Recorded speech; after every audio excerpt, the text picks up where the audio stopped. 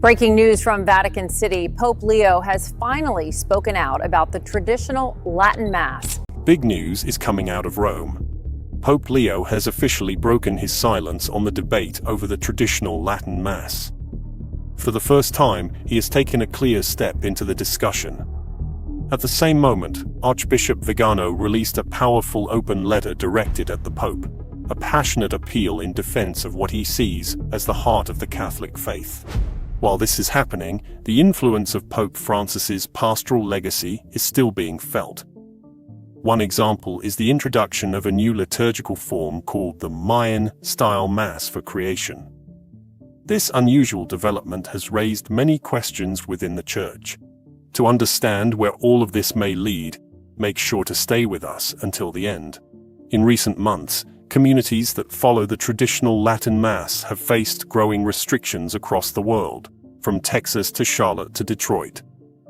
Many of these limitations came with little explanation, leaving many faithful confused and discouraged. But now, there's finally a bit of positive news. After a long period of silence and sudden decisions, the Vatican has granted a 2-year extension for the Latin Mass at St. Margaret Parish in San Angelo, Texas. This is the first special allowance of its kind under the leadership of Pope Leo. The decision, dated May 28, 2025, was confirmed by Bishop Michael Sis, who officially received approval from the Dicastery for Divine Worship. This special permission, technically called a derogation from Article 3, Paragraph 2 of Traditionis Custodes, allows the celebration of the traditional Latin Mass using the 1962 Missal to continue for at least 2 more years within the parish church. Under the strict policies followed up until now, this practice was expected to be stopped entirely, with no exceptions. Father Ryan Rojo, who serves as the Director of Vocations and also helps care for the traditional Catholic community in the area, openly shared his appreciation. He thanked both the Pope and the Vatican office responsible for the decision, expressing relief and hope on behalf of the faithful who attend the Latin Mass. In a time when the older form of the Mass has often been treated like something outdated or unwelcome, this decision stands out. It interrupts a pattern of bans and exclusions. Even though it's a small gesture, it speaks loudly. Tradition is still alive, and maybe not everything is lost. Pope Leo, who took office only a few months ago, has so far left in place the legal structure created by his predecessor. However, by allowing this official extension, he shows a slight but meaningful shift away from the previous firm stance. It's a cautious move, but one that sends a message, not through bold statements, but through quiet action. This decision suggests a possible openness to rethink the previous approach. Some see it as a sign of careful reflection, while others view it as just a small administrative step. But in the life of the Church, nothing is ever completely neutral. The fact that people are now speaking once again about dialogue, accompaniment, and even concessions, instead of only restrictions, is already a noticeable change in tone. It may signal the beginning of a shift, where the Pope is no longer simply enforcing rules written by others, but instead acting as a true spiritual father, one who listens to his people. Still, one question remains. Is this the start of a new direction for the Church, or simply a brief moment of relief that will soon pass? This quiet shift was met with a strong and passionate response from Archbishop Carlo Maria Viganò. On the feast of Saints Peter and Paul, he released a powerful letter, full of emotion and sharp insight, calling on Pope Leo to bring back what he described as the Roman soul of the Church. For Archbishop Viganò, now largely sidelined by the very institution he once faithfully served, the ongoing restrictions on the traditional Latin Mass are not just about liturgy. He believes they reflect something deeper, a growing hostility toward the Church's Roman identity itself. In his reflection, Archbishop Viganò reminds us that being truly Catholic means being citizens of the Rome where, in the words of the poet Dante, Christ is Roman. He isn't talking about the city as just a place on a map, but as something much deeper. Rome in this sense is a spiritual center, a sacred tradition, a culture rooted in centuries of faith. It's expressed through a shared language, a liturgical calendar, a treasury of saints, and sacred rites passed down from generation to generation. Because of this, Viganò boldly declares that all those who have tried to tear down this rich inheritance, from the time of Martin Luther to the reformers of the Second Vatican Council, are united by the same anti-Roman mindset. He sees their actions not as isolated reforms, but as part of a broader effort to cut the Church off from its roots. Viganò directly accuses certain leaders of the Second Vatican Council of allowing a small group of modernists to reshape the liturgy under the name of progress. In doing so, he believes they drained Latin of its spiritual meaning and turned the sacred liturgy into something that constantly changes, losing its timeless character. Quoting Dom Guiranger, he emphasizes that hatred for the Latin language is a consistent trait among those who oppose the Church. This is because Latin preserves unity and guards the deep strength of the Catholic faith. In one of the most emotional and passionate parts of his letter, Viganò addresses Pope Leo with a clear and urgent plea. He urges the Pope to let go of the confusion left behind by previous Church reforms, what he calls Bergoglian excesses and liquid synodality. Instead, he asks him to fully embrace the role of the papacy, just as St. Peter did, feeding and guiding the flock with clarity, courage, and without compromise. According to Viganò, true mercy is not found in pleasing the world, but in telling the truth. Real peace comes not through constant change, but by remaining faithful. One striking example of the current direction in Church liturgy is the newly announced Mass for the Care of Creation. The Vatican Press Office recently promoted it with great enthusiasm, and it's expected to be officially introduced in the coming days. At first glance, the name, sometimes called the Mass for the Climate, might sound like something from a parody or satirical magazine. But this is not a joke. It is, in fact, a real initiative. This comes after years in which the celebration of the traditional Roman rite was restricted in parish churches for being seen as incompatible with the spirit of the post-conciliar reforms. Now, a new liturgy is being prepared, one that focuses on environmental issues, care for the earth, and ecological awareness. Its stated goal is to inspire the faithful to care more deeply about protecting the planet, our common home. However, to many observers, it feels more like a symbolic act meant to promote political or cultural messages, rather than a genuine effort to guide souls towards salvation. While environmental care is important, critics worry that such liturgies shift focus away from the eternal truths of the faith. The Mass for Creation will be presented by Cardinal Michael Czerny, who leads the Dicastery for Promoting Integral Human Development, an office closely tied to the environmental teachings emphasized during the previous pontificate.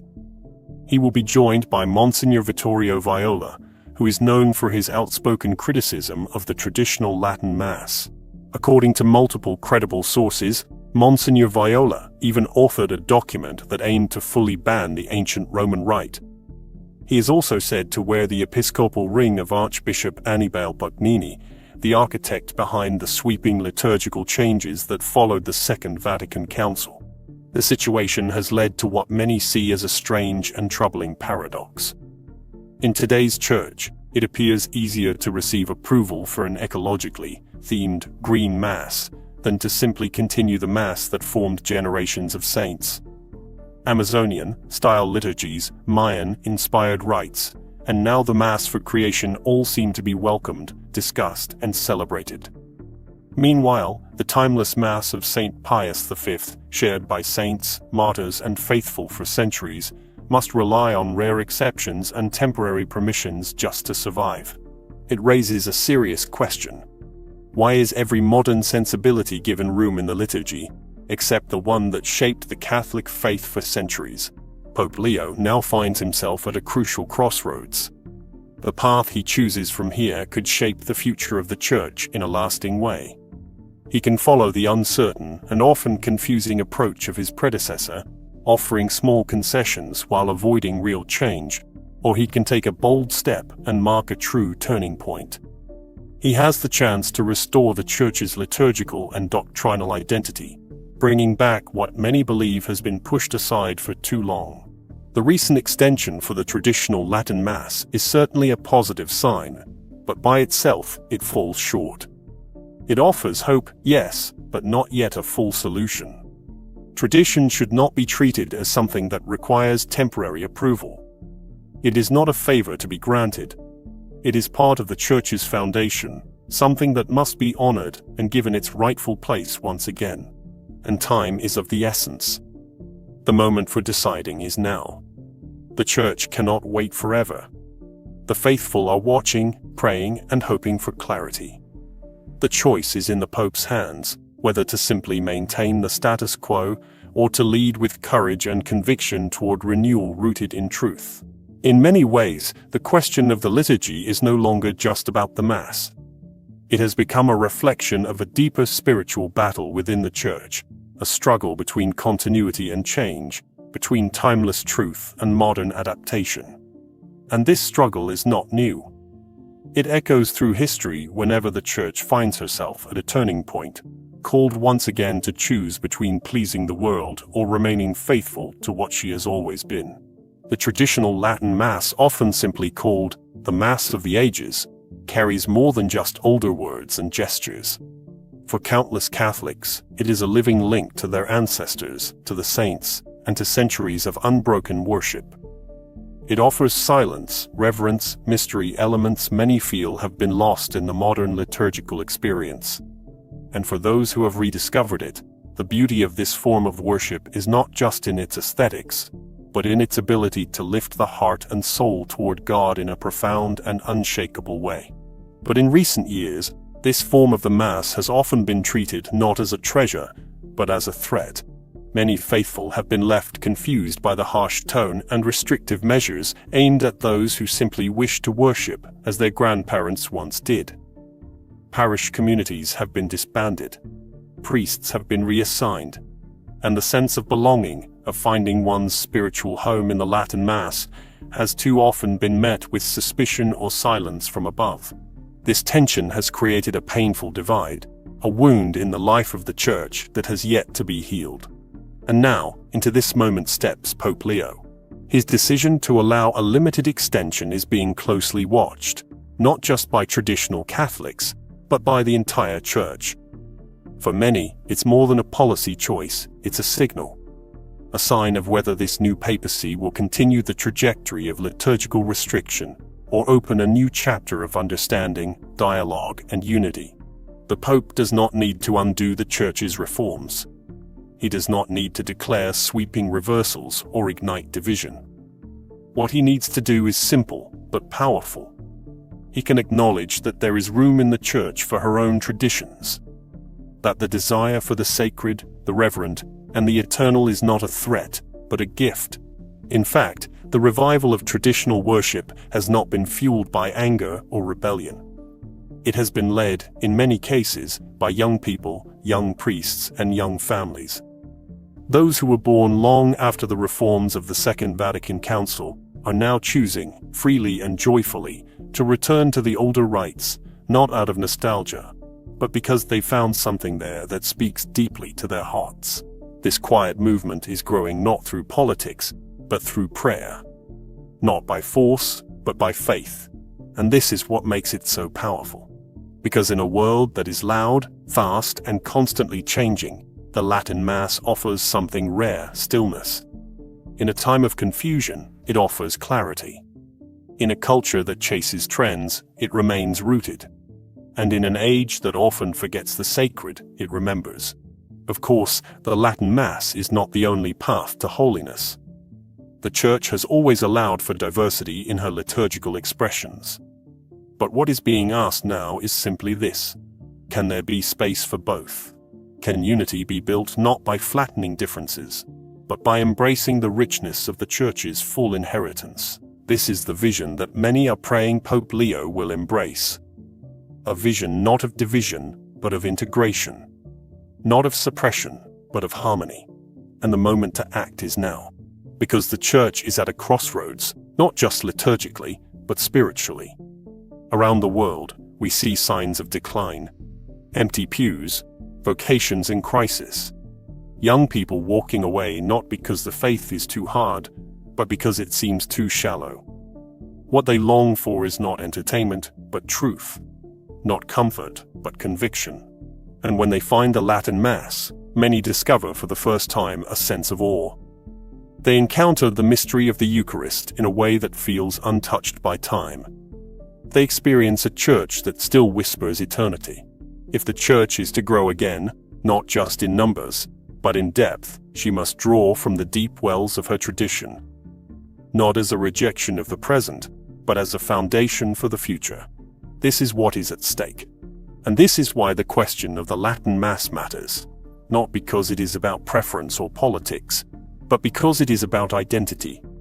Who are we as Catholics? What do we believe about worship, about the Eucharist, about the very presence of God in our midst? These are not secondary questions. They are the heart of everything. And Pope Leo, by God's providence, has been placed in a position to answer them, not just for today, but for generations to come.